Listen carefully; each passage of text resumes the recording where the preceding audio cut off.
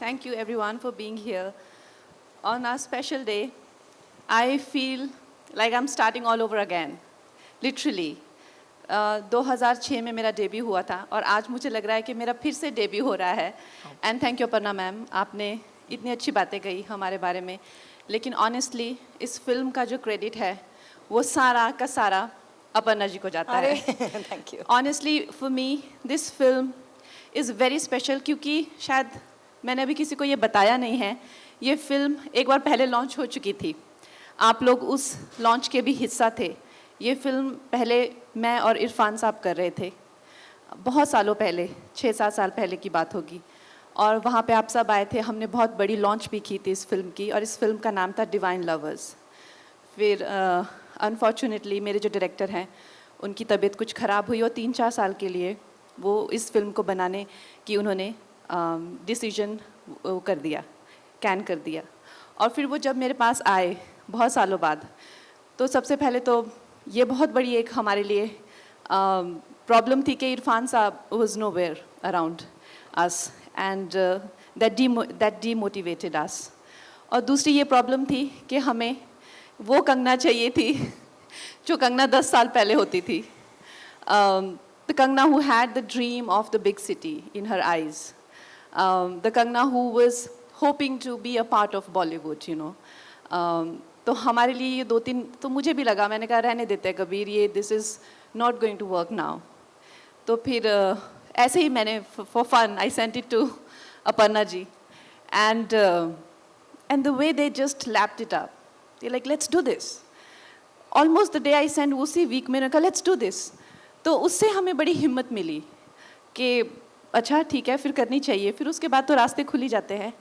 But it's been an amazing collaboration with Amazon team और they take very little credit for what they do to make this platform so successful in India. But honestly, when I work with them, I personally feel that this kind of creative collaboration is only good karma. Thank you.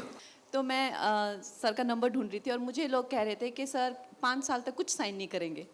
मैंने कहा यार ऐसी भी कैसी condition है, कुछ तो sign मतलब अगर अच्छा लगे तो उन्होंने कहा नहीं वो तो बात भी नहीं करेंगे किसी से.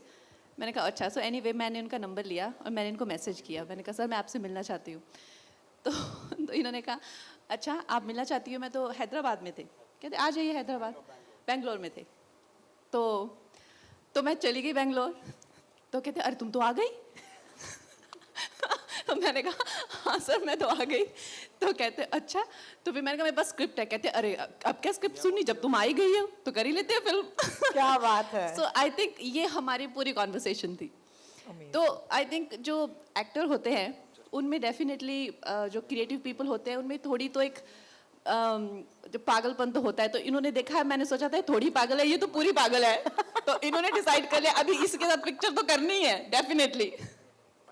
नवाज भाई, ये कहानी इनकी तरफ से तो बहुत ही ज्यादा मजेदार थी. एक्चुअली क्या हुआ, जब फ़ोन आया इनका तो मैं ना बैंगलोर में था और बैंगलोर में उल्टा पड़ा हुआ था मैं बिल्कुल. और कप लगे हुए थे मेरे कमर में. होता है ना जिसमें कुछ हाँ वो ट्रीटमेंट चल रहा था कुछ. तो अचानक से फ़ोन आया. तो अब कोविड भी था उस टाइम पे बहुत. मैंने आप देख लो यहाँ पे तो मतलब बहुत रिस्की है, बोले मैं आ जाऊँगी. तो आ गई.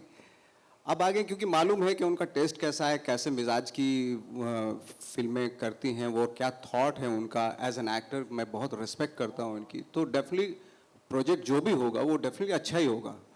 तो और उसके ऊपर इतनी इंटरेस्टिंग स्टोरी थी, ये जब सुनी तो डेफिनेटली मेरे पास कोई चारा ही नहीं था मना ना करने का. डेफिनेटली क्या बात है. Subscribe to Midday India. Get direct notifications on all our videos by clicking on the bell icon.